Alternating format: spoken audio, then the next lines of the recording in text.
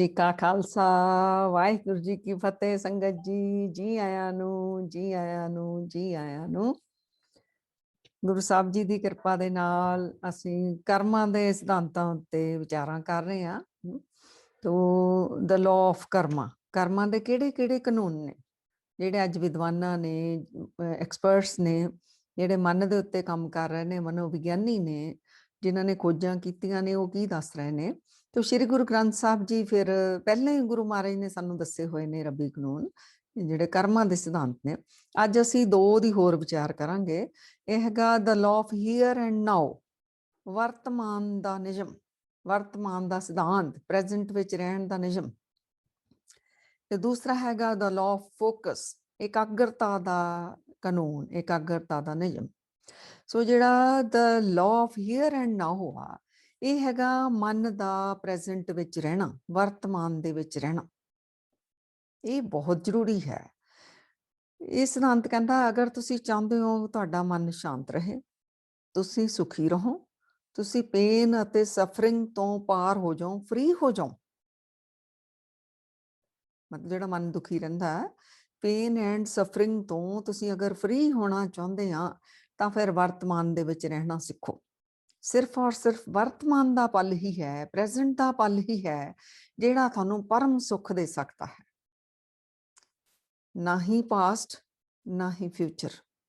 ਔਰ ਜ਼ਿਆਦਾਤਰ ਅਸੀਂ ਜਾਂ ਤਾਂ ਪਾਸਟ ਦੀਆਂ ਯਾਦਾਂ ਵਿੱਚ ਰਹਿੰਦੇ ਹਾਂ, ਉਹ ਵੀ ਜ਼ਿਆਦਾ ਦੁੱਖਾਂ ਦੀਆਂ ਯਾਦਾਂ ਵਿੱਚ, ਔਰ ਜਾਂ ਫਿਰ ਫਿਊਚਰ ਦੀ ਪਲੈਨਿੰਗ ਦੇ ਵਿੱਚ ਫਸੇ ਰਹਿੰਦੇ ਹਾਂ, ਉਹਦੇ ਵਿੱਚ ਵੀ ਬਿਨਾਂ ਮਤਲਬ ਤੋਂ ਡਰ, ਫਿਕਰ, ਚਿੰਤਾ ਫਿਊਚਰ ਦੀ। ਇਹਦੇ ਉੱਤੇ ਰਿਸਰਚਸ ਹੋਈਆਂ ਬੰਦੇ ਦੇ ਮਨ ਦੇ ਉੱਤੇ ਕਿ ਜਿਹੜਾ ਸਾਡਾ ਮਨ ਆ, ਮਨ ਹੀ ਵਿਚਾਰ ਕਰਦਾ ਨਾ, ਤਾਂ ਮਨ ਨੂੰ ਹੀ ਕਿਹਾ ਕਿ ਤੂੰ ਵਰਤਮਾਨ ਦੇ ਵਿੱਚ ਰਹਿ, ਪ੍ਰੈਜ਼ੈਂਟ ਦੇ ਵਿੱਚ ਰਹਿ। ਮਨ ਇੱਕ ਵਿਅਕਤੀ ਦਾ ਐਵਰੇਜ 60 ਤੋਂ 70 ਹਜ਼ਾਰ ਵਿਚਾਰ ਜਿਹੜੇ ਰੋਜ਼ ਲੈਂਦਾ, ਇੰਨੇ ਥਾਟਸ ਸਾਡੇ ਅੰਦਰ ਚੱਲ ਰਹੇ ਹੁੰਦੇ ਨੇ। ਅਗਰ ਮਨ ਅਸ਼ਾਂਤ ਹੈ, ਇਸ ਤੋਂ ਵੀ ਜ਼ਿਆਦਾ ਅਸੀਂ ਵਿਚਾਰ ਜਿਹੜੇ ਲੈ ਰਹੇ ਹਾਂ। ਤੋ ਇੰਨੇ ਤੁਸੀਂ ਦੇਖੋ ਵਿਚਾਰਾਂ ਕਾਰਨ ਸਾਡਾ ਮਨ ਕਿੰਨਾ ਖਿੰਡਿਆ ਹੋਇਆ ਹੈ।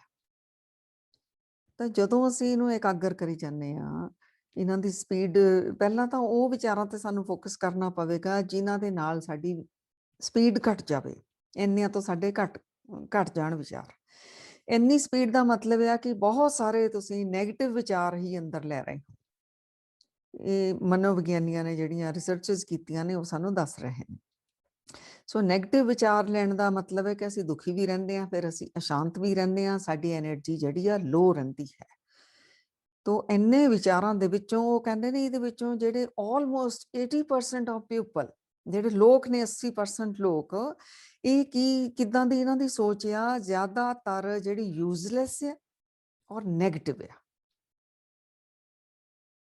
ਜਿਹੜੇ ਇੰਨੇ ਵਿਚਾਰ ਸਾਡੇ ਚੱਲ ਰਹੇ ਨੇ, ਇਹਦੇ ਵਿੱਚੋਂ ਸਾਡੇ ਕਿੱਦਾਂ ਦੇ ਵਿਚਾਰ ਨੇ, ਜਾਂ ਤਾਂ ਯੂਜ਼ਲੈਸ ਨੇ ਜਾਂ ਫਿਰ ਨੈਗੇਟਿਵ ਨੇ, ਔਰ ਉਹ ਥਾਟਸ ਨੇ ਜਿਹੜੇ ਸਾਡੇ ਲਈ ਹੀ ਹਾਰਮਫੁਲ ਨੇ। ਜਿਹੜਾ ਸੋਚ ਰਿਹਾ ਉਹਨੂੰ ਹੀ ਉਹ ਦੁੱਖ ਦੇ ਰਹੇ ਨੇ, ਨੁਕਸਾਨ ਕਰ ਰਹੇ ਨੇ, ਉਹਦੀ ਐਨਰਜੀ ਨੂੰ ਖਾ ਰਹੇ ਨੇ, ਉਹਦੀ ਜਿਹੜੀ ਆਪਣੀ ਸ਼ਕਤੀ ਹੈ ਉਹਨੂੰ ਇਹ ਖਾ ਰਹੇ ਨੇ ਇਹ ਵਿਚਾਰ।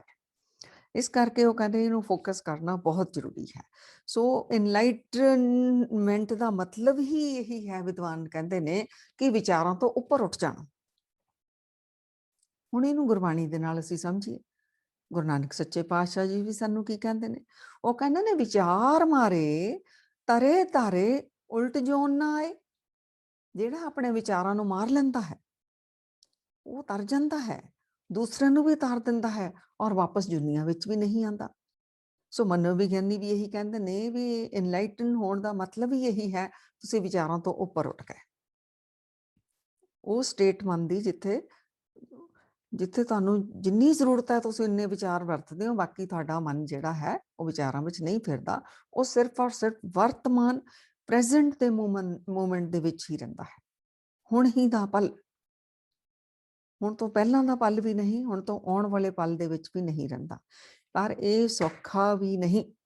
ਪਰ ਉਹ ਕਹਿੰਦੇ ਨੇ ਅਗਰ ਤੁਸੀਂ ਇਹਦੇ ਉੱਤੇ ਕੰਮ ਕਰਨਾ ਸ਼ੁਰੂ ਕਰ ਦਿੱਤਾ ਤਾਂ ਸੌਖਾ ਵੀ ਹੋ ਜਾਵੇਗਾ। ਪਹਿਲਾਂ ਕਿਉਂਕਿ ਮਨ ਨੂੰ ਆਦਤ ਬਣੀ ਹੋਈ ਹੈ, ਇਹਨੇ ਬਹੁਤ ਜ਼ਿਆਦਾ ਇੱਧਰ ਉੱਧਰ ਦੌੜੀ ਜਾਣਾ। ਉਹਦੇ ਲਈ ਕੁਛ ਐਕਸਰਸਾਈਜ਼ਸ ਵੀ ਨੇ, ਉਹ ਵੀ ਅਸੀਂ ਬਾਅਦ ਵਿੱਚ ਦੇਖਾਂਗੇ ਕਿ ਸਾਡਾ ਮਨ ਪ੍ਰੈਜ਼ੈਂਟ ਵਿੱਚ, ਵਰਤਮਾਨ ਵਿੱਚ ਕਿਵੇਂ ਰਹੇ। ਪਰ ਇੰਨਾ ਬਾਰ-ਬਾਰ ਉਹ ਯਾਦ ਕਰਾ ਰਹੇ ਨੇ। ਤੁਸੀਂ ਇੰਨਾ ਯਾਦ ਰੱਖੋ, ਅਗਰ ਤੁਸੀਂ ਆਪਣੀ ਪੇਨ ਐਂਡ ਸਫਰਿੰਗਸ ਤੋਂ ਪਾਰ ਜਾਣਾ ਹੈ, ਫ੍ਰੀ ਹੋਣਾ ਇਹਨਾਂ ਤੋਂ, ਤਾਂ ਤੁਹਾਨੂੰ ਵਰਤਮਾਨ ਵਿੱਚ, ਪ੍ਰੈਜ਼ੈਂਟ ਵਿੱਚ ਰਹਿਣਾ ਸਿੱਖਣਾ ਬਹੁਤ ਜ਼ਰੂਰੀ ਹੈ। ਅਗਰ ਤੁਸੀਂ ਪਰਮ ਸੁੱਖ ਪਾਉਣਾ ਚਾਹੁੰਦੇ ਹੋ, ਤੁਸੀਂ ਚਾਹੁੰਦੇ ਹੋ ਤੁਸੀਂ ਸ਼ਾਂਤੀ, ਆਪਣੇ ਅੰਦਰ ਹੀ ਇੱਕ ਸ਼ਾਂਤੀ ਮਹਿਸੂਸ ਕਰੋ, ਜਿਹੜੀ ਕਿ ਪਹਿਲਾਂ ਹੀ ਤੁਹਾਡੇ ਕੋਲ ਹੈ, ਤਾਂ ਤੁਹਾਨੂੰ ਪ੍ਰੈਜ਼ੈਂਟ ਵਿੱਚ, ਵਰਤਮਾਨ ਵਿੱਚ ਰਹਿਣ ਦੀ ਕਲਾ ਸਿੱਖਣੀ ਹੀ ਚਾਹੀਦੀ ਹੈ। ਔਰ ਇਹ ਔਖੀ ਨਹੀਂ, ਸਿਰਫ ਥੋੜ੍ਹੀ ਮਿਹਨਤ ਦੀ ਹੀ ਜ਼ਰੂਰਤ ਹੈ। ਮਨੋਵਿਗਿਆਨੀ ਕਹਿੰਦੇ ਨੇ ਕੋਈ ਔਖੀ ਨਹੀਂ ਆ ਜਿਹੜੇ ਮਨ 'ਤੇ ਕੰਮ ਕਰ ਰਹੇ ਨੇ, ਸਿਰਫ ਮਿਹਨਤ ਦੀ ਜ਼ਰੂਰਤ ਹੈ।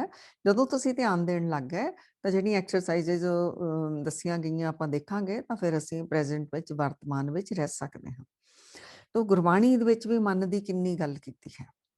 ਇਹ ਮਨ ਦੀ ਇਹ ਗੱਲ ਕਰ ਰਹੇ ਨਾ, ਮਨ ਨੂੰ ਰੱਖੋ ਪ੍ਰੈਜ਼ੈਂਟ ਦੇ ਵਿੱਚ।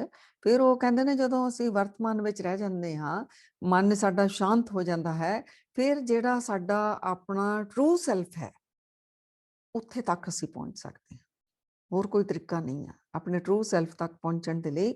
ਇਹ ਜਿਹੜਾ ਹੈ ਮਨ ਦੇ ਵਿਚਾਰ ਜਿਹੜੇ ਨੇ, ਇਹਨਾਂ ਦਾ ਰੁਕਣਾ ਕੀ ਮਤਲਬ, ਇਹ ਉਦੋਂ ਬਿਲਕੁਲ ਜ਼ੀਰੋ ਥਾਟ ਵਾਲੀ ਸਟੇਟ ਤੇ ਜਦੋਂ ਪਹੁੰਚ ਜਾਂਦੇ ਆ, ਉਦੋਂ ਤੁਸੀਂ ਆਪਣੀ ਟਰੂ ਸੈਲਫ, ਜਿਹੜਾ ਤੁਹਾਡਾ ਆਤਮ ਰੂਪ ਹੈ, ਜਿਹੜਾ ਪਰਮਾਤਮਾ ਦੀ ਅੰਸ਼ ਹੈ, ਉੱਥੇ ਤੁਸੀਂ ਜਿਹੜਾ ਪਹੁੰਚ ਪਾਓਗੇ। ਬਾਬਾ ਕਬੀਰ ਜੀ ਵੀ ਕਹਿੰਦੇ ਨੇ, ਮੰਮਾ ਮਨ ਸਿਓ ਕਾਜ ਹੈ। ਮਨੋਵਿਗਿਆਨੀ ਵੀ ਕਹਿੰਦੇ ਨੇ ਆਪਣੇ ਮਨ ਦੇ ਉੱਤੇ ਕੰਮ ਕਰੋ, ਤਾਂ ਸਾਨੂੰ ਪਹਿਲਾਂ ਹੀ ਬਾਬਾ ਕਬੀਰ ਜੀ ਦੱਸ ਰਹੇ ਨੇ, ਮੰਮਾ ਮਨ ਸਿਓ ਕਾਜ ਹੈ, ਮਨ ਸਾਧੇ ਸਿੱਧ ਹੋਏ। ਮਨ ਹੀ ਮਨ ਸਿਓ ਕਹੇ ਕਬੀਰਾ, ਮਨ ਸਾ ਮਿਲਿਆ ਨਾ ਕੋਈ। ਉਹ ਕਹਿੰਦੇ ਮੈਨੂੰ ਤਾਂ ਆਪਣੇ ਮਨ ਦੇ ਨਾਲ ਹੀ ਕੰਮ ਹੈ। ਜਦੋਂ ਦਾ ਮੈਂ ਆਪਣੇ ਮਨ ਨੂੰ ਸਾਧ ਲਿਆ, ਮੈਂ ਸਿੱਧ ਹੋ ਗਿਆ, ਸੰਪੂਰਨ ਹੋ ਗਿਆ, ਸਫਲ ਹੋ ਗਿਆ। ਔਰ ਮੈਂ ਆਪਣੇ ਮਨ ਨੂੰ ਹੀ ਕਹਿ ਰਿਹਾ ਹਾਂ ਕਿ ਮੈਨੂੰ ਤੇਰੇ ਵਰਗਾ ਕੋਈ ਮਿਲਿਆ ਹੀ ਨਹੀਂ। ਮਤਲਬ ਪਤਾ ਚੱਲ ਗਿਆ ਕਿ ਮਨ ਨੂੰ ਹੀ ਸਾਧਨਾ ਸੀ, ਤੇ ਮੈਂ ਜਿਹੜਾ ਆਪਣੀ ਸੱਚਾਈ ਵਿੱਚ, ਆਪਣੇ ਟਰੂ ਸੈਲਫ ਤੱਕ ਫਿਰ ਮੈਂ ਪਹੁੰਚ ਸਕਦਾ ਹਾਂ। ਬਾਬਾ ਜੀ ਕਹਿ ਰਹੇ ਨੇ ਮਨ ਬਾਰੇ, ਇਹ ਮਨ ਸ਼ਕਤੀ, ਇਹ ਮਨ ਸੀਓ।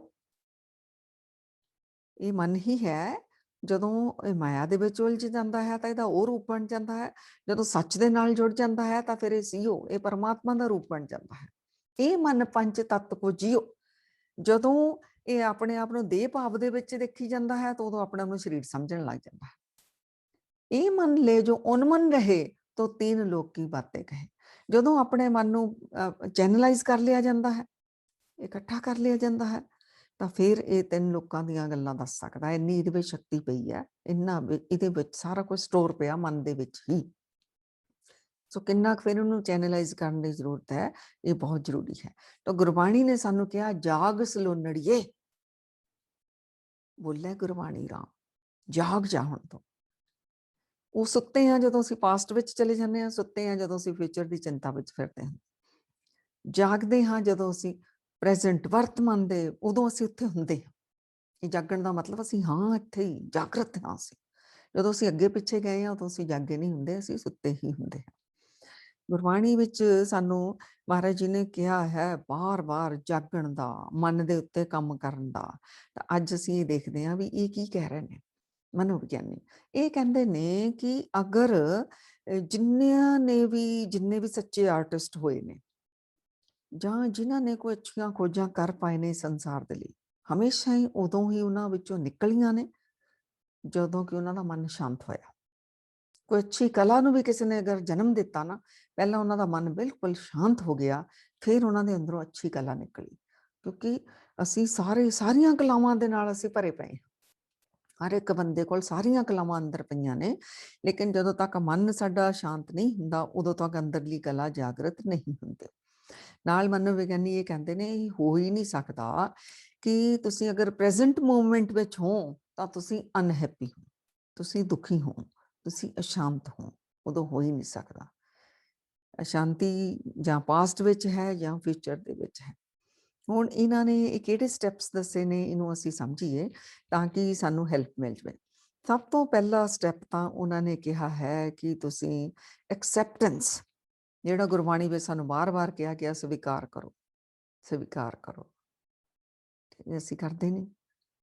ਤਿੰਨ ਚੀਜ਼ਾਂ ਉਹ ਕਹਿੰਦੇ ਨੇ, ਇੱਕ ਤਾਂ ਵਿਅਕਤੀ, ਵਸਤੂ, ਪਰਿਸਥਿਤੀ। ਸਾਰਾ ਜੀਵਨ ਸਾਨੂੰ ਵਿਅਕਤੀ ਤਾਂ ਮਿਲਣੇ ਨੇ ਨਾ, ਆਪਣੇ ਰਿਸ਼ਤੇਦਾਰ, ਮਿੱਤਰ, ਵਰਕ ਪਲੇਸ ਤੇ, ਸੁਸਾਇਟੀ ਵਿੱਚ, ਹਰ ਜਗ੍ਹਾ।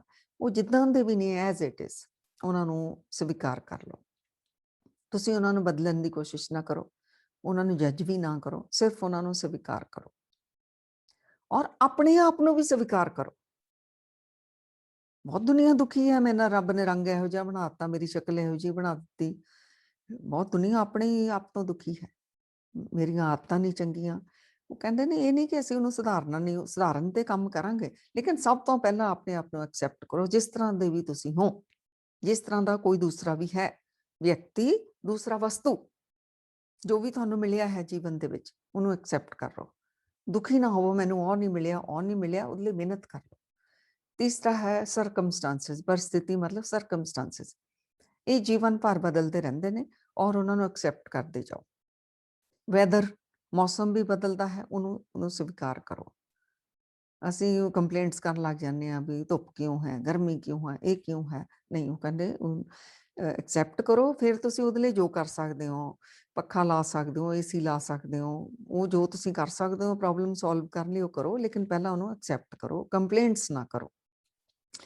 ਤੇ ਜਿੰਨੀਆਂ ਤੁਸੀਂ ਕੰਪਲੇਂਟਸ ਕਰਦੇ ਹੋ, ਚਾਹੇ ਆਪਣੇ ਲਈ, ਚਾਹੇ ਆਪਣੇ ਜੋ ਵੀ ਤੁਹਾਡੇ ਨੀਅਰ ਡੀਅਰ ਰਿਸ਼ਤੇਦਾਰ, ਸੁਸਾਇਟੀ ਕਰਦੇ ਹੋ, ਚਾਹੇ ਸਰਕਮਸਟਾਂਸਿਸ ਲਈ ਕੰਪਲੇਂਟਸ ਕਰਦੇ ਹੋ, ਉਹ ਤੁਸੀਂ ਦੁਖੀ ਹੀ ਰਹੋਗੇ, ਤੁਸੀਂ ਪ੍ਰੈਜ਼ੈਂਟ ਵਿੱਚ ਨਹੀਂ ਰਹਿ ਸਕਦੇ।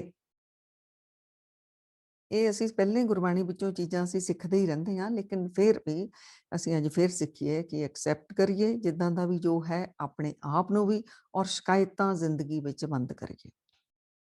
ਪਲ ਪਲ ਮਨ ਸਾਡਾ ਸ਼ਿਕਾਇਤਾਂ ਕਰੀ ਜਾਂਦਾ, ਕਦੀ ਆਪਣੇ ਲਈ, ਕਦੀ ਕਿਸੇ ਦੇ ਲਈ। ਇੱਥੋਂ ਹੁਣ ਅਸੀਂ ਰੋਕਣਾ ਹੈ ਆਪਣੇ ਆਪ ਨੂੰ।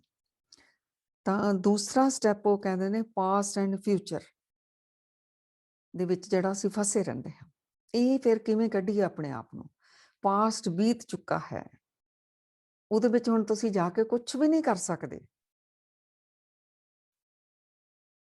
ਕੁਝ ਵੀ ਨਹੀਂ ਕਰ ਸਕਦੇ। ਉਹ ਸੀਨ, ਉਹ ਸਾਰਾ ਡਰਾਮਾ ਉਹ ਨਿਕਲ ਚੁੱਕਾ ਹੈ। ਇਸ ਕਰਕੇ ਉੱਥੇ ਫੁੱਲ ਸਟਾਪ ਲਾਣਾ ਸ਼ੁਰੂ ਕਰੋ। ਜਦੋਂ ਵੀ ਮਨ ਪਾਸਟ ਵਿੱਚ ਜਾਵੇ, ਫੁੱਲ ਸਟਾਪ ਲਗਾਓ, ਉੱਥੋਂ ਹੁਣ ਕੁਝ ਨਹੀਂ ਮਿਲਣਾ। ਦੂਸਰਾ ਆ ਗਿਆ ਫਿਊਚਰ ਦਾ। ਉਹਦੇ ਬਾਰੇ ਵੀ ਉਹ ਕਹਿੰਦੇ ਨੇ ਕਿ ਫਿਊਚਰ ਕਦੀ ਕਿਸੇ ਦੇ ਹੱਥ ਵਿੱਚ ਨਹੀਂ ਆਇਆ। ਜਦੋਂ ਅਸੀਂ ਫਿਊਚਰ ਵਿੱਚ ਵੀ ਪਹੁੰਚਾਂਗੇ, ਉਦੋਂ ਵੀ ਅਸੀਂ ਪ੍ਰੈਜ਼ੈਂਟ ਵਿੱਚ ਹੀ ਹੋਵਾਂਗੇ। ਸੋ ਇਸ ਕਰਕੇ ਫਿਊਚਰ ਦੀ ਪਲੈਨਿੰਗ ਜ਼ਰੂਰ ਕਰਨੀ ਜ਼ਿੰਦਗੀ ਵਿੱਚ, ਅਗਰ ਕੁਝ ਵੀ ਕਰਨਾ, ਬਸ ਉਨਾ ਕੀ ਆਪਣਾ ਮਨ ਨੂੰ ਵਰਤਣਾ ਹੈ। ਉਹਦੀ ਫਿਕਰ ਜਾਂ ਚਿੰਤਾ ਕੀ ਹੋਵੇਗਾ, ਉਹਦੇ ਵਿੱਚ ਨਹੀਂ ਫਸਣਾ। ਤੁਹਾਡੀ ਐਨਰਜੀ ਜਿਹੜੀ ਹੈ, ਜੇ ਅਗਰ ਨਹੀਂ ਫਸਦੇ ਤਾਂ ਤੁਹਾਡੇ ਕੋਲ ਸਟੋਰ ਰਹਿੰਦੀ, ਤੁਹਾਡਾ ਮਨ ਇਕਾਗਰ ਰਹਿੰਦਾ। ਜੋ ਵੀ ਹੈ ਹੁਣ ਦੇ ਪਲ ਵਿੱਚ ਹੈ।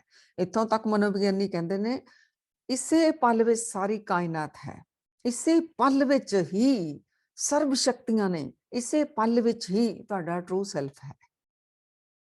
ਸੋ ਬਾਰ-ਬਾਰ ਫਿਰ ਵਰਤਮਾਨ ਵਿੱਚ, ਪ੍ਰੈਜ਼ੈਂਟ ਵਿੱਚ ਰਹਿਣ ਦੀ ਪ੍ਰੈਕਟਿਸ ਕਰਨੀ ਹੋਵੇਗੀ, ਤਾਂ ਕਿ ਅਸੀਂ ਆਪਣੇ ਆਪ ਨੂੰ ਜਾਣ ਪਾਈਏ, ਆਪਣੀ ਪਾਵਰ ਨੂੰ ਅਸੀਂ ਜਾਣ ਪਾਈਏ, ਔਰ ਅਸੀਂ ਪੇਨ ਐਂਡ ਸਫਰਿੰਗ ਤੋਂ ਫ੍ਰੀ ਹੋ ਪਾਈਏ ਅਸੀਂ।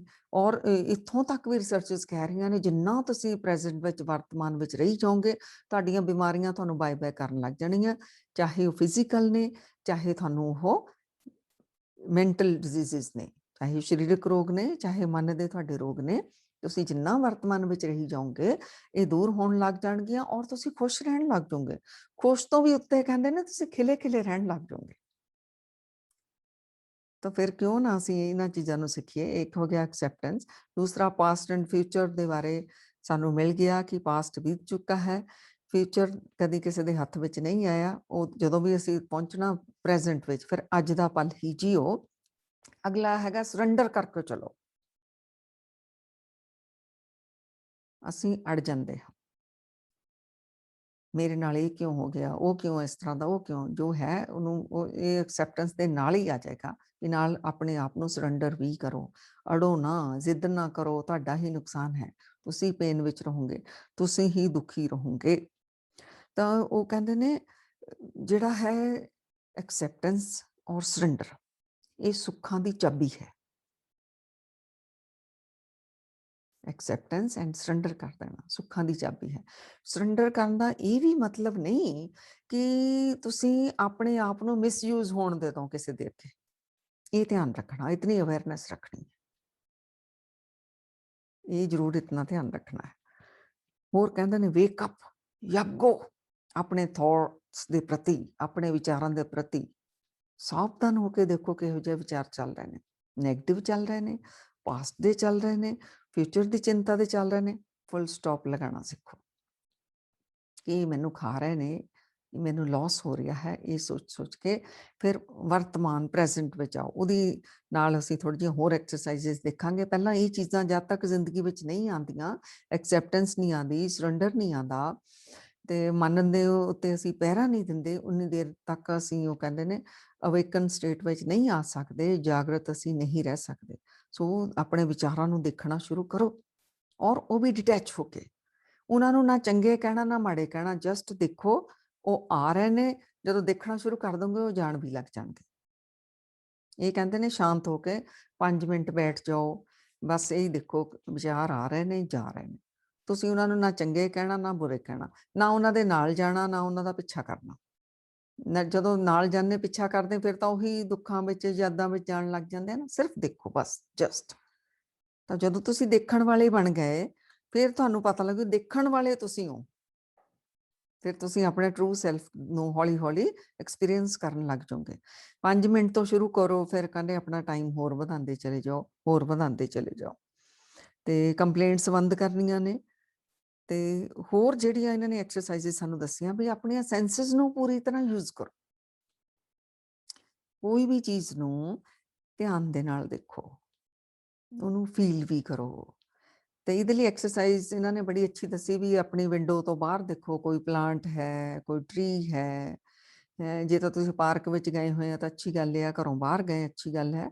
ਨਹੀਂ ਵੀ ਤੁਸੀਂ ਜਾ ਸਕਦੇ, ਵਿੰਡੋ ਵਿੱਚ ਹੀ ਬੈਠੇ ਆ, ਕੋਈ ਟਰੀ ਨੂੰ ਦੇਖੋ, ਪਲਾਂਟ ਨੂੰ ਦੇਖੋ। ਤੁਸੀਂ 1000 ਵਾਰ ਕਹਿੰਦੇ ਦੇਖਿਆ ਹੋਵੇਗਾ, ਲੇਕਿਨ ਅੱਜ ਤੁਸੀਂ ਉਹਨੂੰ ਬਿਲਕੁਲ ਚੰਗੀ ਤਰ੍ਹਾਂ ਦੇਖੋ। ਉਹਦੇ ਕਲਰ ਦੇਖੋ, ਉਹਦੇ ਪੱਤੇ ਦੇਖੋ, ਉਹਦੀ ਸ਼ੇਪ ਦੇਖੋ। ਤਾਂ ਜਦੋਂ ਤੁਸੀਂ ਇੰਨਾ ਉਹਨੂੰ ਗਹਿਰਾਈ ਦੇ ਨਾਲ ਦੇਖਣ ਲੱਗ ਗਏ ਨਾ, ਤਾਂ ਤੁਸੀਂ ਉਹ ਪ੍ਰੈਜ਼ੈਂਟ ਦੇ ਮੂਮੈਂਟ ਵਿੱਚ ਆ ਗਏ, ਵਰਤਮਾਨ ਦੇ ਵਿੱਚ ਆ ਗਏ। ਉਦੋਂ ਨਾ ਤੁਸੀਂ ਦੁੱਖ ਹੋਏਗਾ, ਨਾ ਤੁਹਾਨੂੰ ਨਾ ਕੋਈ ਪਰੇਸ਼ਾਨੀ ਹੋਵੇਗੀ। ਤੁਸੀਂ ਕਹਿੰਦੇ ਤੁਸੀਂ ਫੀਲ ਕਰਨ ਲੱਗ ਜਾਓਗੇ ਵੀ ਮਨ ਬੜਾ ਸੁਖੀ ਹੋਣ ਲੱਗ ਗਿਆ, ਸ਼ਾਂਤ ਹੋਣ ਲੱਗ ਗਿਆ।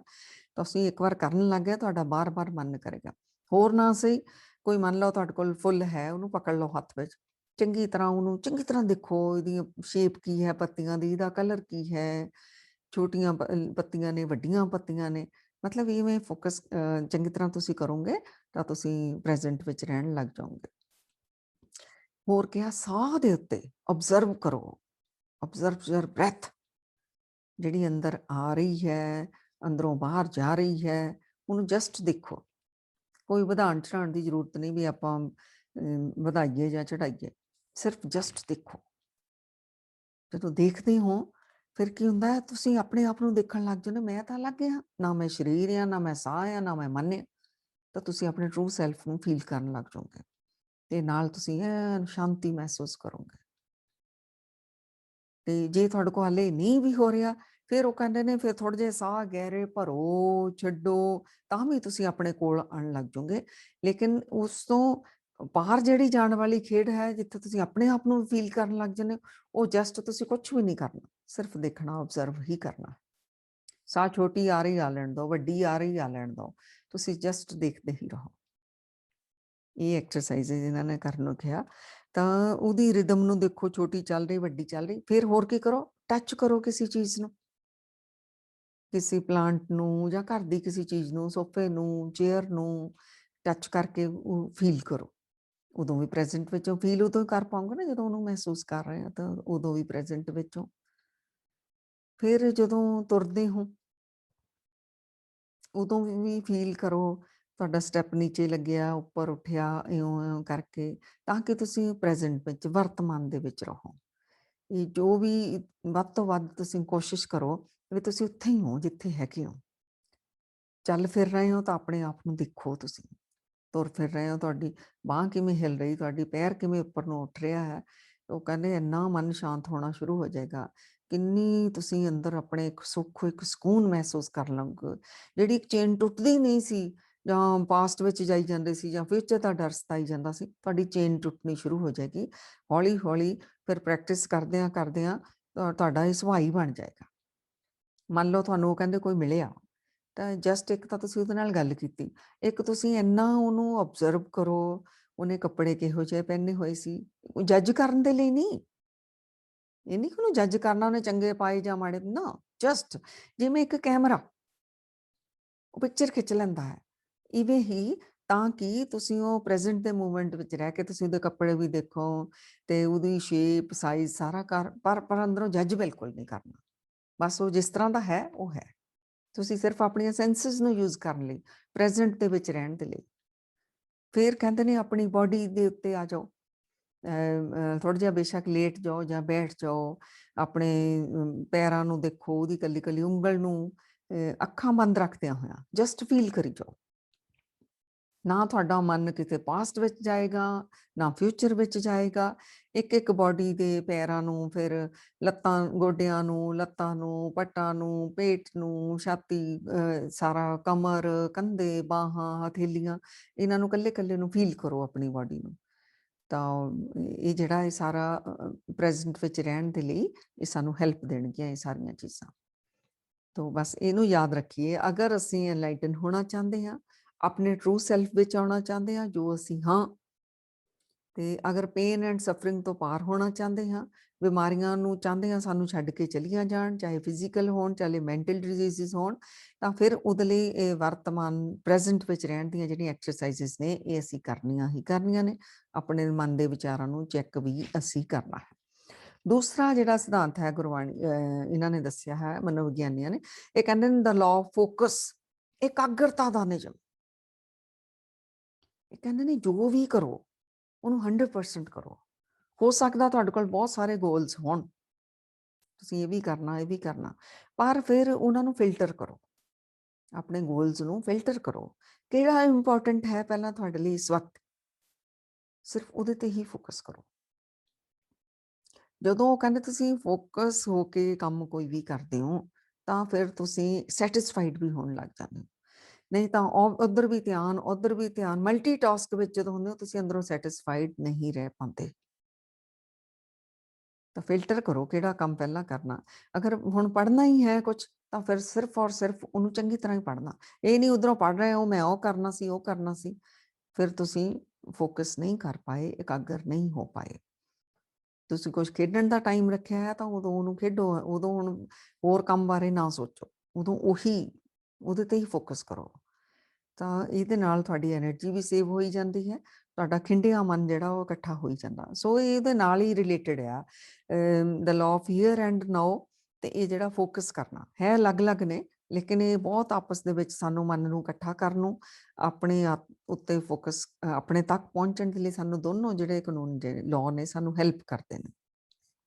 ਹੁਣ ਗੁਰਬਾਣੀ ਦੇ ਵਿੱਚ ਸਾਨੂੰ ਕਿੰਨਾ ਸਮਝਾਇਆ ਗਿਆ, ਇਕਾਗਰਤਾ ਦਾ ਨਿਯਮ ਕਿੰਨਾ ਕਿਹਾ। ਅਗਰ ਬੰਦਗੀ ਕਰਨੀ ਹੈ ਤਾਂ ਵੀ ਉਹ ਕਹਿੰਦੇ ਇਕਾਗਰ ਹੋ ਕੇ ਕਰੋ। ਗੁਰੂ ਮਹਾਰਾਜ ਜੀ ਕਹਿੰਦੇ ਨੇ ਪ੍ਰਭ ਕੀ ਉਸਤਤ ਕਰੋ ਸੰਤ ਮੀਤ, ਸਾਵਧਾਨ ਇਕਾਗਰ ਚਿਤ। ਵੀ ਜਦੋਂ ਬੰਦਗੀ ਕਰਨੀ ਆ ਪੂਰਾ ਸਾਵਧਾਨ ਹੋ ਕੇ, ਇਕਾਗਰ ਚਿਤ ਹੋ ਕੇ ਫਿਰ ਕਰੋ ਬੰਦਗੀ। ਨਹੀਂ ਤਾਂ ਕੀ ਹੁੰਦਾ ਹੈ, ਬੰਦਗੀ ਵਿੱਚ ਬੈਠੇ ਵੀ ਜਦੋਂ ਫੋਕਸ ਨਹੀਂ ਕਰ ਪਾਏ ਤਾਂ ਫਿਰ ਸਾਨੂੰ ਲੱਗਦਾ ਵੀ ਉਹ ਕਰ ਲਿਆ ਬਸ, ਪਰ ਮਨ ਤਾਂ ਮੇਰੇ ਟਿਕਿਆ ਹੀ ਨਹੀਂ, ਪੂਰਾ ਸੈਟਿਸਫਾਈਡ ਅੰਦਰੋਂ ਅਸੀਂ ਨਹੀਂ ਹੋ ਪਾਏ। ਜਦੋਂ ਇਕਾਗਰ ਹੁੰਦੇ ਆ ਫਿਰ ਰਸ ਵੀ ਲੈਂਦੇ ਆ, ਸੈਟਿਸਫਾਈਡ ਵੀ ਹੁੰਦੇ ਆ, ਲੱਗਦਾ ਹੈ ਕਿ ਸਮਾਂ ਮੇਰਾ ਸਫਲਾ ਹੋ ਗਿਆ। ਤਾਂ ਗੁਰੂ ਮਹਾਰਾਜ ਕਹਿੰਦੇ ਨੇ ਆਪਣੇ ਪ੍ਰਭ ਸਿਓ ਹੋ ਸਾਵਧਾਨ। ਸਾਵਧਾਨ ਹੋ ਕੇ ਆਪਣੇ ਪ੍ਰਭੂ ਨੂੰ, ਪਿਆਰੇ ਨੂੰ ਯਾਦ ਕਰੋ, ਤਾਂ ਤੂੰ ਕਹਿੰਦੇ ਨੇ ਦਰਗਹਿ ਪਾਵੇ ਮਾਨ, ਫਿਰ ਤੂੰ ਉਹਦੇ ਕੋਲ ਪਹੁੰਚ ਜਾਏਗਾ, ਉਸੇ ਪਿਆਰੇ ਨੂੰ ਜਿਹਨੂੰ ਤੂੰ ਯਾਦ ਕਰ ਰਿਹਾ। ਲਾਅ ਆਫ ਫੋਕਸ ਕਹਿੰਦਾ ਹੈ ਜਿਸ ਚੀਜ਼ ਤੇ ਤੁਸੀਂ ਫੋਕਸ ਕਰਦੇ ਹੋ ਉਹਨੂੰ ਤੁਸੀਂ ਅਟਰੈਕਟ ਕਰ ਰਹੇ ਹੋ ਆਪਣੇ ਵੱਲ। ਅਗਰ ਤੁਸੀਂ ਦੁੱਖਾਂ ਤੇ ਫੋਕਸ ਕੀਤਾ ਹੋਇਆ, ਤੁਸੀਂ ਦੁੱਖ ਆਪਣੇ ਜੀਵਨ ਵਿੱਚ ਹੋਰ ਲੈ ਕੇ ਆ ਰਹੇ ਹੋ। ਤੁਸੀਂ ਅਸ਼ਾਂਤੀ ਤੇ ਫੋਕਸ ਕੀਤਾ ਹੋਇਆ, ਕੰਪਲੇਂਟਸ ਤੇ ਫੋਕਸ ਕੀਤਾ ਹੋਇਆ, ਤੁਹਾਡੀ ਜ਼ਿੰਦਗੀ ਵਿੱਚ ਹੋਰ ਸ਼ਿਕਾਇਤਾਂ ਆਉਣਗੀਆਂ, ਹੋਰ ਅਸ਼ਾਂਤੀ ਆਵੇਗੀ। ਤੁਸੀਂ ਹੇਟਰਡ ਤੇ ਫੋਕਸ ਕੀਤਾ ਹੋਇਆ, ਮਤਲਬ ਤੁਹਾਡੇ ਵਿਚਾਰ ਉਹ ਜਿਹੇ ਚੱਲ ਰਹੇ ਨੇ, ਉਹਦੇ ਬਾਰੇ ਸੋਚੀ ਜਾ ਰਹੇ ਹੋ, ਤੁਹਾਡੀ ਜ਼ਿੰਦਗੀ ਵਿੱਚ ਹੋਰ ਹੇਟਰਡ ਵਧੇਗੀ। ਹੁਣ ਉਹ ਕਹਿੰਦੇ ਆਪਣਾ ਫੋਕਸ ਇਹਦੇ ਵਿੱਚ ਜਿਹੜਾ ਲਾਅ ਆਫ ਚੇਂਜ ਵਾਲਾ ਉਹ ਨਾਲ ਚੱਲ ਜਾਏਗਾ, ਇਕੱਠੇ ਹੀ ਆਉਂਦੇ ਨਾ ਸਾਰੇ ਕਾਨੂੰਨ। ਤਾਂ ਉਹ ਕਹਿੰਦੇ ਫਿਰ ਤੁਸੀਂ ਕੀ ਕਰੋ, ਆਪਣਾ ਫੋਕਸ ਬਦਲੋ। ਹੁਣ ਕੰਪਲੇਂਟਸ ਨਹੀਂ, ਹੁਣ ਕੀ ਹੈ, ਗੁਣ ਦੇਖਣ ਲੱਗ ਜਾਓ। ਅੱਗੇ ਅਸੀਂ ਔਗਣ ਦੇਖੀ ਜਾ ਰਹੇ ਸੀ, ਹੁਣ ਗੁਣਾਂ ਨੂੰ ਦੇਖਣ ਲੱਗ ਜਾਓ, ਤਾਂ ਫਿਰ ਤੁਹਾਡੇ ਵਿੱਚ ਵੀ ਗੁਣ ਆਉਣ ਲੱਗ ਜਾਣਗੇ। ਹੁਣ ਹੇਟਰਡ ਨਹੀਂ, ਤੁਸੀਂ ਲਵ ਦੇ ਉੱਤੇ ਫੋਕਸ ਕਰੋ, ਤੁਸੀਂ ਪਿਆਰ ਕਰਨਾ ਸ਼ੁਰੂ ਕਰ ਦਿਓ। ਤੁਸੀਂ ਹੋਰ ਤੁਹਾਡੀ ਲਾਈਫ ਵਿੱਚ ਲਵ ਆ ਜਾਏਗਾ। ਸੋ ਇਹ ਆਪਣੀਆਂ ਮਨ ਉਹੀ ਹੈ ਨਾ, ਮਨ ਦੀਆਂ ਮੇਲਾਂ ਨੂੰ ਨਾਲ ਇਹ ਸਾਫ਼ ਵੀ ਕਰੀ ਜਾਣਾ, ਫੋਕਸ ਉਹਦੇ ਤੇ ਕਰਨਾ ਜੋ ਤੁਸੀਂ ਜੀਵਨ ਵਿੱਚ ਚਾਹੁੰਦੇ ਹੋ।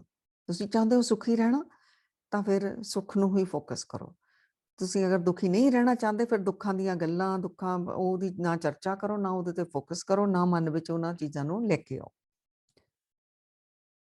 ਕਿੰਨੇ ਸੁੰਦਰ ਸੁੰਦਰ ਸਿਧਾਂਤ ਨੇ ਨਾ, ਗੁਰਬਾਣੀ ਵੀ ਸਾਨੂੰ ਕਿੰਨਾ ਸਮਝਾਇਆ ਮਹਾਰਾਜ ਨੇ। ਕਹਿੰਦੇ ਨੇ ਧੁਨ ਮੈਂ ਧਿਆਨ, ਧਿਆਨ ਮੈਂ ਜਾਣਿਆ ਗੁਰਮੁਖ ਅਕਥ ਕਹਾਣੀ। ਅਗਰ ਬੰਦਗੀ ਕਰਦੇ ਹੋ ਫਿਰ ਧੁਨੀ ਵਿੱਚ ਧਿਆਨ ਰੱਖੋ। ਧੁਨ ਵਿੱਚ ਜਿਹੜੀ ਧੁਨ ਵਾਹਿਗੁਰੂ ਜਪਦੇ ਹੋ, ਜਿਹੜੀ ਧੁਨ ਪੈਦਾ ਹੋਈ ਉਹਦੇ ਧਿਆਨ ਲਾਓ। ਕੀਰਤਨ ਕਰ ਰਹੇ ਹੋ, ਸੁਣ ਰਹੇ ਹੋ, ਉਸ ਕੀਰਤਨ ਵਿੱਚ ਧਿਆਨ ਲਾ ਲਓ। ਬਾਣੀ ਪੜ੍ਹ ਰਹੇ ਹੋ, ਬਾਣੀ ਵਿੱਚ ਧਿਆਨ ਲਾ ਲਓ। ਸੋ ਜਦੋਂ ਧੁਨ ਵਿੱਚ ਧਿਆਨ ਲਾਈ ਜਾਓਗੇ, ਗੁਰੂ ਨਾਨਕ ਸੱਚੇ ਪਾਤਸ਼ਾਹ ਜੀ ਕਹਿੰਦੇ ਨੇ, ਤਾਂ ਉਸ ਧਿਆਨ ਵਿੱਚੋਂ ਤੁਸੀਂ ਜਾਣ ਲਓਗੇ ਉਸ ਸੱਚੇ ਪਰਮਾਤਮਾ ਨੂੰ, ਜਾਂ ਆਪਣੇ ਟਰੂ ਸੈਲਫ ਨੂੰ ਅਸੀਂ ਕਹਿ ਲਈਏ। ਉਦੋਂ ਹੀ ਅਸੀਂ ਉਹਦੇ ਵਿੱਚ ਇੱਕਮਿਕ ਹੋ ਜਾਣਾ। ਤੋ ਇਹ ਧਿਆਨ ਦੀ 100% ਇਕਾਗਰਤਾ ਦੀ ਗੱਲ ਹੈ। ਫਿਰ ਹੁਣ ਇੱਧਰ ਉੱਧਰ ਨਹੀਂ ਮਨ ਜਾਣਾ ਚਾਹੀਦਾ, ਫਿਰ ਉਹਦੇ ਵਿੱਚ ਹੀ ਧਿਆਨ। ਭਗਤਾਂ ਨੇ ਵੀ ਤਾਂ ਇਸੇ ਤਰ੍ਹਾਂ ਹੀ ਕੀਤਾ ਨਾ। ਉਹ ਕਹਿੰਦੇ ਸਾਚੀ ਪ੍ਰੀਤ ਹਮ ਤੁਮ ਸਿਓ ਜੋਰੀ, 100% ਜੋੜ ਲਈ ਤੇਰੇ ਨਾਲ, ਤੁਮ ਸਿਓ ਜੋਰ ਅਵਰ ਸੰਗ ਤੋਰੀ। ਹੁਣ ਦੂਸਰੇ ਪਾਸੇ ਅਸੀਂ ਧਿਆਨ ਹਟਾ ਲਿਆ। ਕਿੱਦਾਂ ਦੀ ਜੋੜ ਲਈ? ਜੋ ਤੁਮ ਗਿਰਵਰ ਤੋ ਹਮ ਮੋਰਾ।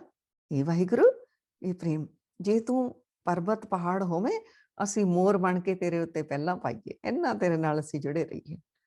ਜੋ ਤੁਮ ਚੰਦ ਤੋ ਹਮ ਪਏ ਹੈ ਚਕੋਰਾ। हे ਵਾਹਿਗੁਰੂ, ਅਗਰ ਤੂੰ ਚੰਦਰਮਾ ਹੋਵੇ, ਅਸੀਂ ਚਕੋਰ ਬਣ ਕੇ ਟਿਕਟਿਕੀ ਲਗਾ ਕੇ ਤੈਨੂੰ ਹੀ ਦੇਖਦੇ ਰਹੀਏ। ਜੋ ਤੁਮ ਦੀਵਰਾ ਤੋ ਹਮ ਬਾਤੀ। हे ਵਾਹਿਗੁਰੂ, ਜੇ ਤੂੰ ਦੀਵਾ ਹੋਵੇ, ਅਸੀਂ ਬੱਤੀ ਬਣ ਜਾਈਏ ਤੇਰੇ ਵਿੱਚ ਇੰਨਾ ਅਸੀਂ ਇਕਾਗਰ ਰਹੀਏ, ਇੰਨਾ ਫੋਕਸ ਕਰਕੇ ਤੇਰੇ ਉੱਤੇ ਚੱਲੀਏ। ਜੋ ਤੁਮ ਤੀਰਥ ਤੋ ਹਮ ਜਾਤੀ। ਇਹ ਵਾਹਿਗੁਰੂ, ਜੇ ਤੂੰ ਤੀਰਥ ਹੋਵੇਂ, ਅਸੀਂ ਯਾਤਰੀ ਬਣ ਕੇ ਤੇਰੀ ਯਾਤਰਾ ਕਰਦੇ ਰਹੀਏ, ਕਿਉਂਕਿ ਤੇਰੇ 'ਚ ਹੀ ਧਿਆਨ ਹੈ, ਤੈਨੂੰ ਹੀ ਪਿਆਰ ਕਰਦੇ ਹਾਂ, ਤੈਨੂੰ ਹੀ ਫੋਕਸ ਕੀਤਾ ਹੋਇਆ ਅਸੀਂ। ਸੋ ਇੱਦਾਂ ਦਾ ਫੋਕਸ ਕਰਨਾ ਗੁਰੂ ਮਹਾਰਾਜ ਨੇ ਵਿੱਚ ਸਿਖਾਇਆ। ਮਹਾਰਾਜ ਜੀ ਕਹਿੰਦੇ ਨੇ ਕਿ ਅਗਰ ਜਿਹੜੇ ਉੱਠ ਕੇ ਰੋਜ਼ ਅੰਮ੍ਰਿਤ ਵੇਲੇ ਵਿੱਚ ਪਰਮਾਤਮਾ ਦਾ ਧਿਆਨ ਧਰਦੇ ਨੇ, ਤਾਂ ਫਿਰ ਜੇ ਤੁਮਰੇ ਧਿਆਨ ਕੋ ਨਿਤ ਉਠ ਧਿਆਏ ਹੈ ਸੰਤ, ਅੰਤ ਲਹਿੰਗੇ ਮੁਕਤ ਫਲ ਪਾਵੇਂਗੇ ਭਗਵੰਤ। ਫਿਰ ਆ ਸਾਰੇ ਬੰਦਰਾਂ ਤੋਂ ਮੁਕਤ ਹੋ ਜਾਣਗੇ ਤੇ ਪਰਮਾਤਮਾ ਨੂੰ ਹੀ ਪਾ ਲੈਣਗੇ।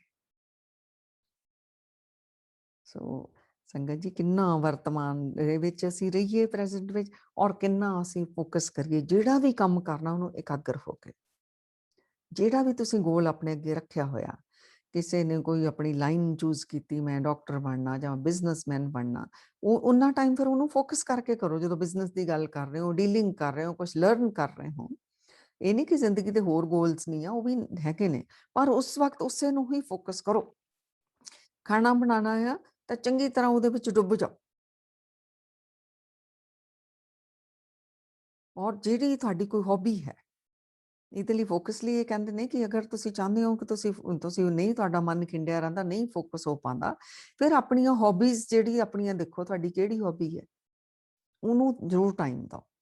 ਤੁਸੀਂ ਹੈਰਾਨ ਰਹਿ ਜਾਓਗੇ। ਉਹ ਕਹਿੰਦੇ ਅਗਰ ਕਿਸੇ ਨੂੰ ਪੇਂਟਿੰਗ ਅੱਛੀ ਲੱਗਦੀ ਹੈ, ਉਹਦੀ ਹੌਬੀ ਹੈ, ਅਗਰ ਉਹ ਜਦੋਂ ਪੇਂਟਿੰਗ ਕਰ ਰਿਹਾ ਹੋਵੇਗਾ, ਉਹ ਐਨ ਫੋਕਸ ਕਰਕੇ ਕਰ ਪਾਉਂਦਾ, ਕਿਉਂਕਿ ਉਹਦੀ ਉਹ ਹੌਬੀ ਹੈ। ਕਿਸੇ ਦੀ ਸਿੰਗਿੰਗ ਹੈ, ਕਿਸੇ ਦੀ ਸਵਿਮਿੰਗ ਹੋ ਸਕਦੀ ਹੈ, ਕਿਸੇ ਦੀ ਡਾਂਸ, ਕਿਸੇ ਦੀ ਮਿਊਜ਼ਿਕ, ਕਿਸੇ ਦੀ ਕੀਰਤਨ, ਜੋ ਵੀ ਤੁਹਾਡੀ ਹੌਬੀ ਹੋਵੇ, ਕਿਸੇ ਦੀ ਨਿਟਿੰਗ ਹੋ ਸਕਦੀ, ਸਵਿੰਗ ਹੋ ਸਕਦੀ ਹੈ। ਤਾਂ ਉਹ ਆਪਣੀ ਜਿਹੜੀ ਵੀ ਤੁਹਾਡੀ ਹੌਬੀ ਹੈ, ਸਭ ਨੂੰ ਆਪਣਾ ਪਤਾ ਹੁੰਦਾ ਹੈ। ਔਰ ਕੋਈ ਕਿਸੇ ਨੂੰ ਖੇਡਣਾ ਹੀ ਅੱਛਾ ਲੱਗਦਾ ਹੈ, ਜੋ ਵੀ ਹੈ, ਉਹਦੇ ਉੱਤੇ ਫਿਰ ਕਹਿੰਦੇ ਤੁਸੀਂ ਕੰਮ ਕਰੋ। ਤੁਸੀਂ ਫੋਕਸ ਕਰਨ ਦੀ ਕਲਾ ਸਿੱਖ ਲਓਗੇ ਕਿ ਉਦੋਂ ਤੁਹਾਨੂੰ, ਜਦੋਂ ਤੁਸੀਂ ਫੋਕਸ ਕਰਕੇ ਕੁਝ ਕਰ ਰਹੇ ਸੀ, ਤੁਸੀਂ ਕਿੰਨੀ ਸ਼ਾਂਤ ਸੀ, ਕਿੰਨਾ ਤੁਸੀਂ ਸੁਖੀ ਮਹਿਸੂਸ ਕਰ ਰਹੇ ਸੀ।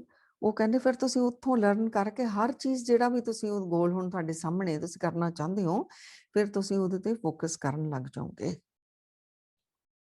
ਫਿਰ ਤਾਂ ਇੱਥੋਂ ਤੱਕ ਕਹਿੰਦੇ ਤੁਸੀਂ ਕੱਪੜਾ ਵੀ ਪਹਿਨੋਗੇ ਨਾ, ਤਾਂ ਉਹਦੇ ਤੁਹਾਨੂੰ ਕਲਰਸ ਵੀ ਚੰਗੀ ਤਰ੍ਹਾਂ, ਪ੍ਰਿੰਟ ਵੀ ਨਜ਼ਰ ਆਉਣ ਲੱਗ ਗਿਆ। ਨਹੀਂ ਤਾਂ ਕਈ ਵਾਰ ਅਸੀਂ ਪਾ ਲੈਂਦੇ, ਸਾਨੂੰ ਤਾਂ ਪਤਾ ਹੀ ਨਹੀਂ ਹੁੰਦਾ, ਇੰਨਾ ਪਤਾ ਵੀ ਇਹ ਸ਼ਰਟ ਹੈ, ਇਹ ਚੀਜ਼ ਹੈ, ਤਾਂ ਫਿਰ ਉਹ ਇੱਥੇ ਤੱਕ ਤੁਹਾਡਾ ਧਿਆਨ ਜਾਣ ਲੱਗ ਜਾਏਗਾ। ਤੁਸੀਂ ਪ੍ਰੈਜ਼ੈਂਟ ਵਿੱਚ ਵੀ ਰਹੋਗੇ ਔਰ ਉੱਤੇ ਤੁਸੀਂ ਫੋਕਸ ਵੀ ਕਰ ਪਾਓਗੇ। ਸੰਗਤ ਜੀ, ਇਹ ਦੋਨੋਂ ਸਿਧਾਂਤ ਅੱਜ ਜਿਹੜੇ ਅਸੀਂ ਵਿਚਾਰਾਂ ਕੀਤੇ ਨੇ, ਇਹ ਸਾਡੇ ਟਰੂ ਸੈਲਫ ਤੱਕ ਪਹੁੰਚਣ ਦੇ ਲਈ, ਜੋ ਅਸੀਂ ਹਾਂ, ਉੱਥੇ ਤੱਕ ਪਹੁੰਚਣ ਲਈ ਇੰਨੇ ਜ਼ਿਆਦਾ ਸਹਾਈ ਨੇ। ਫਿਰ ਕਿਉਂ ਨਾ ਅਸੀਂ ਬਾਰ-ਬਾਰ ਇਹਦੇ ਉੱਤੇ ਫੋਕਸ ਕਰੀਏ। ਅਗਰ ਅਸੀਂ ਚਾਹੁੰਦੇ ਹਾਂ ਸੁਖੀ ਰਹੀਏ, ਤਾਂ ਫਿਰ ਸੁੱਖ ਦੇ ਉੱਤੇ ਫੋਕਸ ਕਰੀਏ, ਫਿਰ ਸ਼ਿਕਾਇਤਾਂ, ਕੰਪਲੇਂਟਸ, ਦੁੱਖਾਂ ਵਾਲੀਆਂ ਗੱਲਾਂ ਨਾ ਸੋਚੀਏ, ਨਾ ਬੋਲੀਏ, ਨਾ ਉਹਦੀ ਅਸੀਂ ਚਰਚਾ ਕਰੀਏ। ਅਸੀਂ ਚਾਹੁੰਦੇ ਹਾਂ ਪ੍ਰੇਮ, ਤਾਂ ਪ੍ਰੇਮ ਦੇ ਭਾਵਾਂ ਵਿੱਚ ਰਹੀਏ, ਤਾਂ ਫਿਰ ਅਸੀਂ ਕੋਈ ਨਫ਼ਰਤ, ਕੋਈ ਨੈਗੇਟਿਵਿਟੀ ਵਾਲੀ ਚਰਚਾ ਨਾ ਕਰੀਏ, ਮਨ ਵਿੱਚ ਉਹਨਾਂ ਵਿਚਾਰਾਂ ਨੂੰ ਵੀ ਨਾ ਆਉਣ ਦੇਈਏ। ਜਿੱਦਾਂ ਦਾ ਜੀਵਨ ਚਾਹੁੰਦੇ ਆ, ਉਹੀ ਉਹ ਕਹਿੰਦੇ ਜੋ ਤੁਸੀਂ ਜਿਹਦੇ ਤੇ ਫੋਕਸ ਕਰਦੇ ਹੋ, ਉਸ ਚੀਜ਼ ਨੂੰ ਤੁਸੀਂ ਅਟਰੈਕਟ ਕਰ ਰਹੇ ਹੋ ਆਪਣੀ ਲਾਈਫ ਦੇ ਵਿੱਚ। ਔਰ ਫੋਕਸ ਵੀ ਕਰਨਾ ਤਾਂ 100% ਕਰੋ, ਜੋ ਬਣਨਾ ਚਾਹੁੰਦੇ ਹੋ ਉਹਦੇ ਤੇ ਫੋਕਸ ਕਰੋ। ਸੰਗਤ ਜੀ, ਜ਼ਰੂਰ ਅਸੀਂ ਸਾਰਿਆਂ ਨੇ ਇਹਦੇ ਉੱਤੇ ਕੰਮ ਕਰਨਾ ਹੈ, ਕਿਉਂਕਿ ਅਸੀਂ ਫੋਕਸ ਥੋੜ੍ਹਾ ਜਿਹਾ ਤਾਂ ਤਿਆਰੀ ਕਰਦੇ ਹਾਂ, ਫਿਰ ਅਸੀਂ ਪਿੱਛੇ ਹੋ ਜਾਂਦੇ ਹਾਂ। ਇਹ ਤੋਂ ਇੱਕ ਨਿੱਕੀ ਜਿਹੀ ਘਟਨਾ ਹੈ। 4 ਸਾਧਕ ਮਿਲ ਕੇ ਉਹਨਾਂ ਨੇ ਸੋਚਿਆ, ਮੌਂਕ ਸੀ, ਕਿ ਅਸੀਂ ਸਾਧਨਾ ਕਰਨੀ ਹੈ। 2 ਹਫ਼ਤੇ ਕਹਿੰਦੇ ਅਸੀਂ ਕਰਾਂਗੇ ਸਾਧਨਾ। 2 ਹਫ਼ਤੇ ਅਸੀਂ ਕਿਸੇ ਨੇ ਆਪਸ 'ਚ ਕੋਈ ਗੱਲਬਾਤ ਨਹੀਂ ਕਰਨੀ। ਚੁੱਪ ਰਹਿ ਕੇ, ਮੌਨ ਰਹਿ ਕੇ ਅਸੀਂ ਸਾਧਨਾ ਕਰਨੀ ਹੈ। ਤੋ ਬੜੇ ਖੁਸ਼ ਨੇ, ਬੜੇ ਐਕਸਾਈਟਮੈਂਟ ਹੈ ਉਹਨਾਂ ਦੇ ਅੰਦਰ ਵੀ ਆਪਾਂ ਕੋਈ ਬੰਦਗੀ ਕਰਾਂਗੇ, ਸਾਧਨਾ ਕਰਾਂਗੇ, ਸਾਡਾ ਅੰਦਰਲਾ ਕੁਛ ਜਾਗੇਗਾ, ਸਾਡਾ ਮਨ ਜਿਹੜਾ ਖਿੰਡਿਆ ਹੋਇਆ ਇਕਾਗਰ ਹੋਵੇਗਾ। ਤੇ ਇਹਨਾਂ ਨੇ 2 ਹਫ਼ਤੇ ਕੈਂਡਲ ਲਾਈਟ ਦੇ ਉੱਤੇ ਜਿਹੜੀ ਉਹ ਕਰਨੀ ਸੀ। ਸਵੇਰੇ ਸ਼ਾਮ 2 ਟਾਈਮ ਕੈਂਡਲ ਜਗਾ ਕੇ ਉਹਦੇ ਤੇ ਕਾਫੀ ਲੰਬਾ ਸਮਾਂ ਉਹਦੇ ਤੇ ਫੋਕਸ ਕਰਕੇ ਉਹਨਾਂ ਨੇ ਮੈਡੀਟੇਸ਼ਨ ਕਰਨੀ ਸੀ। ਸੋ ਉਹਨਾਂ ਨੇ ਪਹਿਲੇ ਦਿਨ ਕੈਂਡਲ ਲਗਾਈ, ਚਾਰੋਂ ਜਾਣੇ ਮੌਂਕ ਜਿਹੜੇ ਸਾਧਕ ਨੇ ਕੈਂਡਲ ਦੇ ਦੁਆਲੇ ਬੈਠ ਗਏ। ਬੜੇ ਖੁਸ਼ ਨੇ, ਬੜੀ ਇਕਾਗਰਤਾ ਉਹ ਕੈਂਡਲ ਲਾਈਟ ਦੇ ਉੱਤੇ ਉਹਨਾਂ ਨੇ ਰੱਖੀ ਹੋਈ ਆ, ਆਪਣਾ ਫੋਕਸ ਕੀਤਾ ਹੋਇਆ, ਲੱਗੇ ਹੋਏ ਨੇ ਬੜੇ ਧਿਆਨ ਨਾਲ। ਕੁਛ ਦੇਰ ਬਾਅਦ ਜਿਹੜੀ ਹਵਾ ਚੱਲੀ ਤੇ ਉਹ ਥੋੜੀ ਲੋ ਜਿਹੜੀ ਹਿੱਲਣ ਲੱਗ ਗਈ, ਕੈਂਡਲ ਦੀ ਜਿਹੜੀ ਲਾਈਟ ਸੀ ਹਿੱਲਣ ਲੱਗ ਗਈ। ਥੋੜੀ ਜਿਹੀ ਹੋਰ ਤੇਜ਼ ਹਵਾ ਚੱਲੀ ਤੇ ਮੋਮਬੱਤੀ ਜਿਹੜੀ ਕੈਂਡਲ ਜਿਹੜੀ ਉਹ ਬੁੱਝ ਗਈ। ਤਾਂ ਜਦੋਂ ਬੁੱਝੀ ਤਾਂ ਵਿੱਚੋਂ ਇੱਕ ਮੌਂਕ ਜਿਹੜਾ, ਇੱਕ ਸਾਧਕ ਜਿਹੜਾ ਉਹ ਬੋਲਿਆ, ਕਹਿੰਦਾ look, light is out. So planning ਕੀ ਸੀ ਵੀ ਅਸੀਂ ਫੋਕਸ ਕਰਨਾ ਹੈ ਪੂਰਾ, ਔਰ ਬੋਲਣਾ ਨਹੀਂ। 2 ਹਫ਼ਤੇ ਅਸੀਂ ਆਪਸ 'ਚ ਕੋਈ ਗੱਲਬਾਤ ਨਹੀਂ ਕਰਨੀ। ਤਾਂ ਉਹ ਸਿਰਫ ਮਾੜੀ ਜਿਹੀ ਮੋਮਬੱਤੀ ਬੁੱਝੀ ਹੈ ਤਾਂ ਉਸੇ ਵੇਲੇ ਆਪਣਾ ਜਿਹੜਾ ਉਹ ਤੋੜ ਦਿੱਤਾ, ਹੈ ਨਾ, ਕਹਿਤਾ ਵੀ ਬੱਤੀ ਜਿਹੜੀ ਆ ਬੁੱਝ ਗਈ, ਲਾਈਟ ਜਿਹੜੀ ਚਲੀ ਗਈ। ਦੂਸਰਾ ਉਹਨੂੰ ਫਟਾਫਟ ਕਹਿਣ ਲੱਗ ਗਿਆ, we are not supposed to speak. ਉਹਨੇ ਵੀ ਆਪਣਾ ਮੌਨ ਤੋੜ ਦਿੱਤਾ। ਤੀਸਰਾ ਜਿਹੜਾ ਉਹ ਕੋਲੋਂ ਮੌਂਕ ਇਰੀਟੇਟ ਹੋ ਗਿਆ, ਵੀ ਉਹ ਵੀ ਬੋਲ ਪਿਆ, ਇਹ ਵੀ ਬੋਲ ਗਿਆ, ਉਹਦਾ ਵੀ ਅੰਦਰ ਹਿੱਲਿਆ, ਹਲਚਲ ਹੋਈ। ਸੋ ਫੋਕਸ ਕੀ ਕੀਤਾ ਅਸੀਂ, ਪਹਿਲਾਂ ਕੀ ਇਰਾਦਾ ਪੱਕਾ ਰੱਖਿਆ ਸੀ ਉਹਨਾਂ ਨੇ ਆਪਣਾ 100% ਵੀ ਅਸੀਂ 2 ਹਫ਼ਤੇ ਬੋਲਣਾ ਨਹੀਂ, ਆਪਸ 'ਚ ਕੋਈ ਗੱਲ ਨਹੀਂ ਕਰਨੀ, ਤੇ ਕੈਂਡਲ ਲਾਈਟ ਤੇ ਅਸੀਂ ਮੈਡੀਟੇਸ਼ਨ ਕਰਾਂਗੇ। ਦੂਸਰੇ ਨੇ ਵੀ ਆਪਣਾ ਮੌਨ ਤੋੜ ਦਿੱਤਾ। ਤੀਸਰਾ ਜਿਹੜਾ ਉਹ ਅੰਦਰੋਂ ਹਿੱਲ ਗਿਆ, ਉਹ ਕਹਿੰਦਾ both of you have broken the rule. ਤੁਸੀਂ ਕਹਿੰਦੇ ਦੋਨਾਂ ਨੇ ਰੂਲ ਤੋੜ ਦਿੱਤਾ, ਉਹ ਵੀ ਬੋਲ ਪਿਆ। ਚੌਥਾ ਜਿਹੜਾ ਬੜਾ ਮੁਸਕਰਾਇਆ, ਉਹ ਬੜਾ ਖੁਸ਼ ਹੋਇਆ, ਕਹਿੰਦਾ I am the only one, ਮੈਂ ਹੀ ਹਾਂ ਇਕੱਲਾ ਜਿਹਨੇ ਰੂਲ ਨਹੀਂ ਤੋੜਿਆ। ਸੋ ਇਹ ਸਾਡਾ ਹਾਲ ਹੈ ਸਾਰਿਆਂ ਦਾ। ਸੋ ਹੁਣ ਅਸੀਂ ਜੋ ਵੀ ਆਪਣਾ ਕਰਨਾ ਚਾਹੁੰਦੇ ਹਾਂ, ਵੀ ਐਟਲੀਸਟ 15 ਮਿੰਟ ਪੂਰੀ ਇਕਾਗਰਤਾ ਲਾਣੀ ਜਾਂ 5 ਮਿੰਟ ਲਾਣੀ ਹੈ। ਫਿਰ ਆਪਣੇ ਧਿਆਨ ਨੂੰ ਪਾਸਟ, ਫਿਊਚਰ ਵਿੱਚੋਂ ਹਟਾ ਕੇ 5 ਮਿੰਟ ਸੋਚਾਂਗੇ, ਚਲੋ ਮੰਨ ਲਓ ਗੁਰਬਾਣੀ ਦਾ ਸ਼ਬਦ ਧਿਆਨ ਨਾਲ ਸੁਣਨਾ, ਫਿਰ ਉਹਦੇ ਤੇ ਅਸੀਂ ਕਰਾਂਗੇ, ਹੈ ਨਾ। ਫਿਰ ਇਹ ਨਹੀਂ ਹੁਣ ਮੇਰਾ ਉਹ ਰਹਿ ਗਿਆ ਤਾਂ ਉਹ ਰਹਿ ਗਿਆ, ਦੂਜੇ ਪਾਸੇ ਨਹੀਂ ਫਿਰ ਅਸੀਂ ਫੋਕਸ ਕਰਨਾ, ਉਹਨੂੰ ਤੋੜਨਾ ਵੀ ਨਹੀਂ। ਥੋੜ੍ਹਾ ਥੋੜ੍ਹਾ ਆਪਣਾ ਟਾਰਗੇਟ ਰੱਖ ਕੇ ਅਸੀਂ ਕਰੀਏ, ਤਾਂ ਕਿ ਸਾਡੀ ਇਹ ਪ੍ਰੈਕਟਿਸ ਵਧੇ, ਸਾਡਾ ਅਭਿਆਸ ਵਧੇ, ਤਾਂ ਅਸੀਂ ਫੋਕਸ ਵੀ ਕਰ ਪਾਈਏ, ਅਸੀਂ ਪ੍ਰੈਜ਼ੈਂਟ ਵਿੱਚ ਵੀ ਰਹਿ ਪਾਈਏ, ਤਾਂ ਕਿ ਅਸੀਂ ਆਪਣਾ ਪਰਮ ਸੁੱਖ ਵਿੱਚ ਜਾਈਏ, ਔਰ ਆਪਣੇ ਟਰੂ ਸੈਲਫ ਨੂੰ, ਆਪਣੇ ਆਪ ਨੂੰ ਜਿਹੜਾ ਹੈ ਐਕਸਪੀਰੀਅੰਸ ਕਰੇ, ਜਿਹਨੂੰ ਮਹਾਰਾਜ ਨੇ ਕਿਹਾ ਆਪਨ ਚੀਨ ਪਰਮਾਤਮ ਸੋਈ। ਸੋ ਆਪਣੇ ਆਪ ਨੂੰ ਜਾਣੋਗੇ ਤਾਂ ਪਰਮਾਤਮਾ ਤੱਕ ਅਸੀਂ ਪਹੁੰਚ ਪਾਵਾਂਗੇ। ਸੰਗਤ ਜੀ, ਬਹੁਤ ਬਹੁਤ ਧੰਨਵਾਦ। ਹੋਈਆਂ ਭੁੱਲਾਂ ਗਲਤੀਆਂ ਆਪ ਜੀ ਬਖਸ਼ ਦੇਣਾ ਹੈ, ਔਰ ਗੁਰੂ ਸਾਹਿਬ ਜੀ ਦੇ ਚਰਨਾਂ ਵਿੱਚ ਅੰਮ੍ਰਿਤ ਵੇਲੇ ਵੀ ਅਰਦਾਸ ਸੀ, ਹੁਣ ਵੀ ਅਰਦਾਸ ਬੇਨਤੀ ਹੈ ਕਿ ਗੁਰੂ ਮਹਾਰਾਜ ਜੀ, ਇਹ ਜਿਹੜੇ ਸਾਨੂੰ ਤੁਸੀਂ ਗੁਰਬਾਣੀ ਵਿੱਚੋਂ ਕਰਮਾਂ ਦੇ ਸਿਧਾਂਤ ਸਮਝਾ ਰਹੇ ਹੋ, ਸੱਚੇ ਪਾਤਸ਼ਾਹ ਜੀ ਸਾਨੂੰ ਸਾਰੀ ਸੰਗਤ ਨੂੰ ਬਲ ਦਿਓ, ਇਹਨਾਂ ਦੇ ਉੱਤੇ ਅਸੀਂ ਚੱਲ ਪਾਈਏ, ਹੈ ਨਾ, ਤਾਂ ਕਿ ਅਸੀਂ ਆਪਣੇ ਟਰੂ ਸੈਲਫ ਤੱਕ, ਆਪਣੇ ਥਿਰ ਜੋ ਘਰ ਹੈ ਉੱਥੇ ਤੱਕ ਅਸੀਂ ਪਹੁੰਚ ਪਾਈਏ। ਸੰਗਤ ਜੀ, ਹਮੇਸ਼ਾ ਹੀ ਆਪਣੀਆਂ ਸੀਸਾਂ ਬਣਾ ਕੇ ਰੱਖਣਾ ਜੀ। ਬਹੁਤ ਬਹੁਤ ਧੰਨਵਾਦ। ਵਾਹਿਗੁਰੂ ਜੀ ਕਾ ਖਾਲਸਾ, ਵਾਹਿਗੁਰੂ ਜੀ ਕੀ ਫਤਿਹ।